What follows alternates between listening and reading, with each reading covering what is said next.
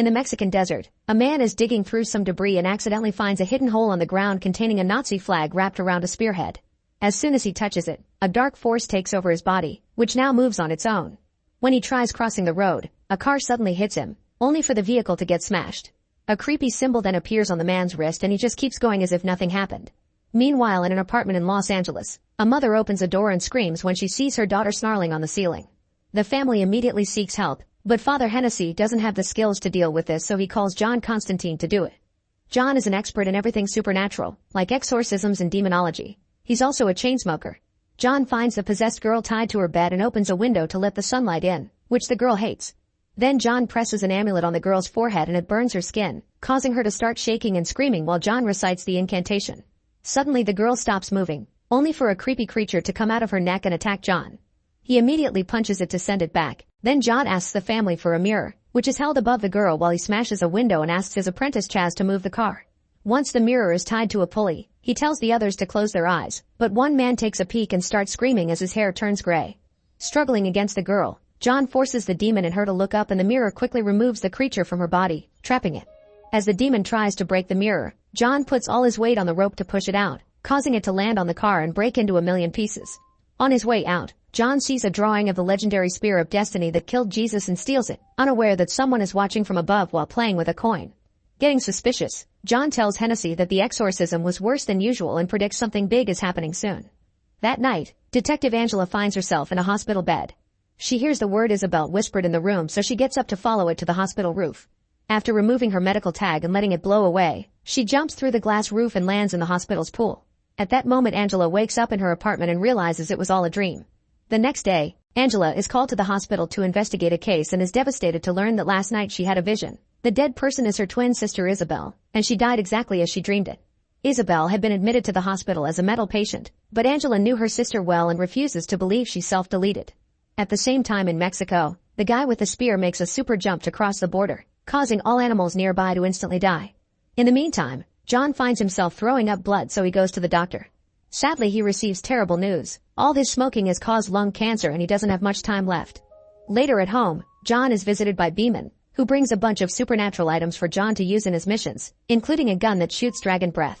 John tells Beeman about the demon that tried to escape into the human realm, which isn't supposed to happen because demons can only possess, so Beeman promises to research the matter. Afterward, John goes to a church where she runs into Angela and they have a brief argument over who arrived first. Angela talks to a priest because she wants to give Isabel a Catholic funeral, but the priest refuses because Isabel self-deleted and that's a mortal sin. At the same time, John finds half-breed angel Gabriel and notices his wings, which only humans with certain powers can see. John asks Gabriel if God can extend his life, but Gabriel just laughs, thinking that John's determination to get into heaven is a lost cause. Then John points out he's banished lots of demons back into hell and that service should make up for his sin, but Gabriel explains that self-sacrifice and belief are the only things that will get him into heaven. Since John has only been saving people for convenience and not because he really wants to help, it doesn't count. Meanwhile, Hennessy concentrates as he runs his hands over a bunch of newspapers, hearing the news articles in his head. Finally, he stops at the article talking about Isabel's death, sensing something there. At the same time, Angela watches the footage of Isabel's death and hears her say John's name. Then all the phones in the building start ringing at the same time, but nobody answers when she picks up. Sometime later, John has a coughing fit in the middle of the street and falls to his knees. A crab appears on his hand, and when someone tries to approach him, John is suddenly attacked by a demon covered in insects. A powerful hit sends John flying and he accidentally drops the box with his weapon, so he has to struggle against the demon's hold as it tries to choke him. Using a piece of a sign, John hits the demon to push him away and finally grabs the box, but before he can open it, the demon attacks again. There is more struggle as they rush down the street, only for John to throw the box away and let a car crash into the demon, killing it. Then John stomps on any insect left. Afterward, John and Chaz go to Midnight's nightclub, a place where the supernatural hangs out. A test at the door checks if visitors can see the drawing on a card and John is allowed inside, but Chaz is turned down because he doesn't have the power. Inside the club, people are enjoying the debauchery, but John ignores them to enter the back room, where he meets the owner, Papa Midnight. He's a powerful occultist who, unlike John, has decided to stay neutral in the fight of heaven versus hell. John tells him about the demon that attacked him, but Midnight doesn't believe him because the rules accepted by both sides say pure demons can't wander Earth. They're then interrupted by the half-breed demon Balthazar, who keeps playing with a coin as he teases John.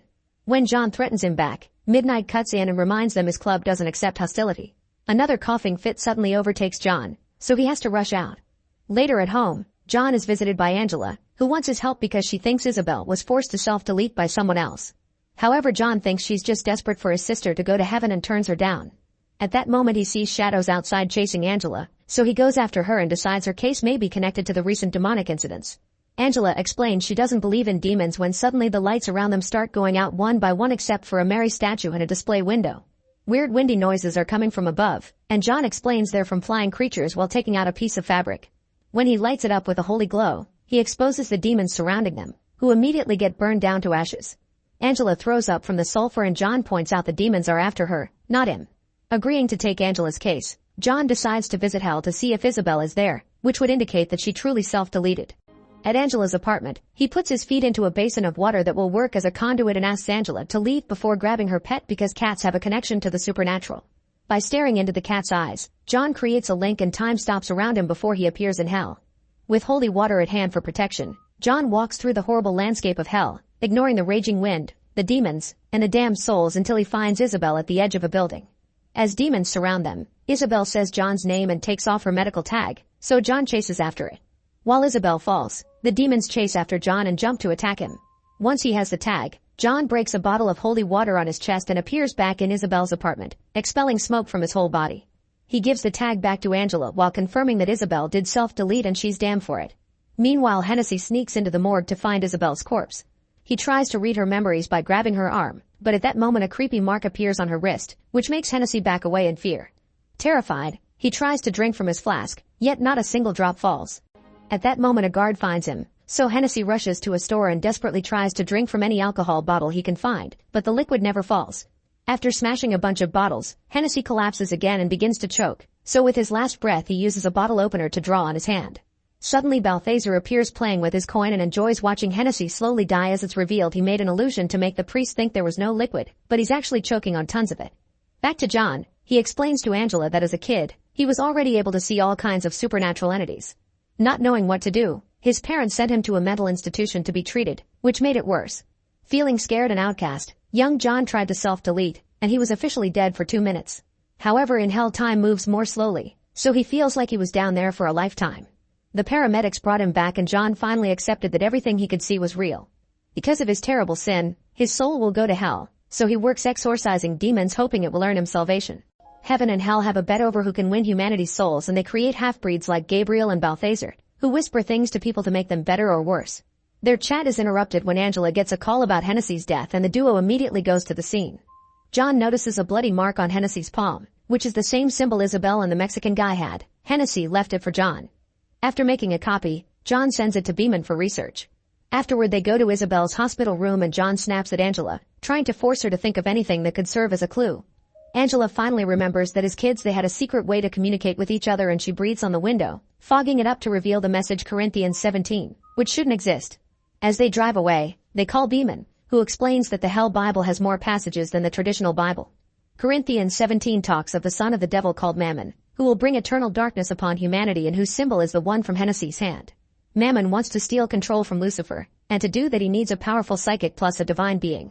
Beeman starts stumbling over his words and senses something is coming for him, so he hangs up right before insects start coming out of his eyes. Worried, John and Angela rush to check on Beeman but it's too late, they find him dead and covered in insects. In the meantime, the man carrying the spearhead steals a car and starts driving toward Los Angeles. Back to Angela, she finally admits to John that she and Isabel used to see things as kids too. However, when Isabel was treated for mental illness, Angela started to deny it, and eventually she stopped seeing things.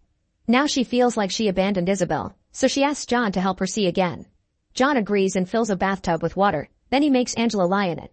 He holds her down even when she starts running out of breath, and Angela struggles against him to no avail. When she finally drowns, time slows down, only to come back to normal in a second. This is enough time for Angela to have visited hell and get her power back. Suddenly she senses something and rushes to Beeman's office, where she finds Balthazar's coin.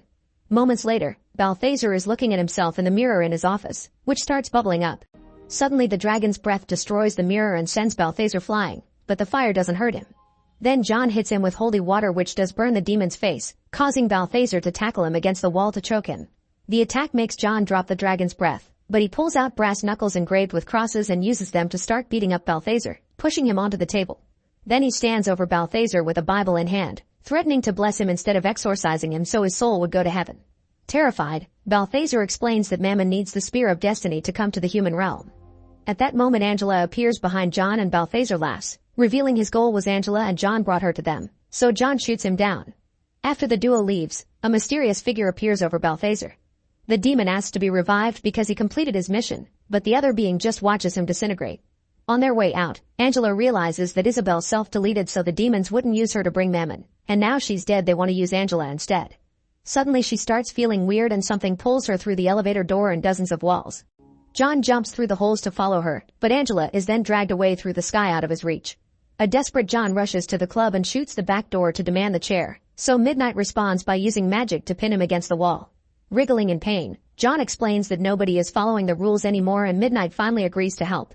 In the artifact storage, they retrieve a chair used for capital punishment. John takes off his shoes and after wetting the floor, Midnight electrocutes him with a bulb. This triggers a vision that shows John the man with a spear heading to the hospital, where tons of demons possessing humans are currently gathering. A demon tries to attack John, but Midnight quickly pulls him out. Afterward, Chaz prepares special bullets for John and surprises him with a plan. Meanwhile Angela is dropped at the hospital pool and finds the man with the spearhead. She shoots him until she runs out of bullets, but they have no effect and the guy drags her underwater. Moments later, John and Chaz arrive at the hospital too. Chaz goes to the water tank to bless it with a holy cross while John finds the demons, putting a lighter near the fire alarm to activate the sprinkles. Holy water starts raining in the room and the demons are weakened, so John starts shooting them to kill them all. Some demons try to attack them but John shoots them first, however he runs out of bullets. Luckily Chaz joins him and kills the remaining beasts. Then John and Chaz look for Angela, who is being drowned by the Mexican man. When she appears in hell, she hears her name whispered by Mammon, who immediately jumps on her. At that moment John enters the pool room and finds the dead body of the Mexican guy. The water starts boiling and a possessed Angela emerges, but John refuses to kill her. A fight ensues as John tries to exorcise her, but Angela drags him underwater to drown him. Chaz quickly jumps in to help and between both of them they hold Angela down on the floor. John begins chanting the incantation while Angela struggles, only for her to suddenly go back to normal. Unfortunately it isn't over. Mammon is in her stomach trying to get out. This time Chaz chants along with John and after lots of effort, it seems Mammon disappears.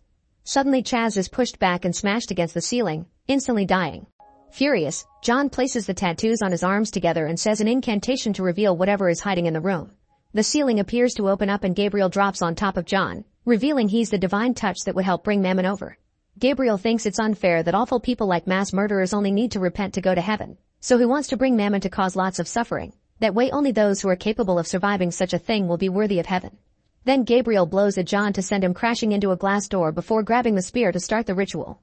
Desperate to stop him, John prays to God and uses some glass shards to self-delete. Suddenly time freezes and Gabriel and Lucifer appears because John is the only soul he's allowed to take himself. John explains that Mammon is about to come to Earth and ruin Hell's plans, so Lucifer makes another door explode to check if it's true. Seeing Gabriel about to do the stabbing, Lucifer takes Angela away right before time unfreezes and the spear comes down. The reflection on the water shows Lucifer holding Mammon over Angela while he reminds Gabriel that the world is his. Gabriel tries to attack Lucifer but he has no power because God has abandoned him, so Lucifer sends Mammon back to hell and burns Gabriel's wings down before pushing into the pool. Now it's all over. Lucifer asks if John wants a life extension as a reward for warning him about Mammon, but instead John asks him to send Isabel's soul to heaven. Lucifer does it with just one gesture and then drags John through the floor, happy to take his soul at last. However, an invisible force stops him and Lucifer realizes that, thanks to his sacrifices, John doesn't belong in hell anymore. John's soul starts floating up to the light of heaven as he gives Lucifer the finger, but Lucifer refuses to lose his favorite soul and inserts his hands into John's lungs, removing the cancer and extending his life in hopes he'll sin again. Afterward John retrieves the spearhead and checks on Angela, who is fine. Gabriel is also alive but he's human now, so he asks John to get his revenge as he hands him the gun. However, John just punches him and lets him live, knowing being human is punishment enough. Then John says goodbye to Angela on the roof, giving her the spear to hide away from dangerous people like himself.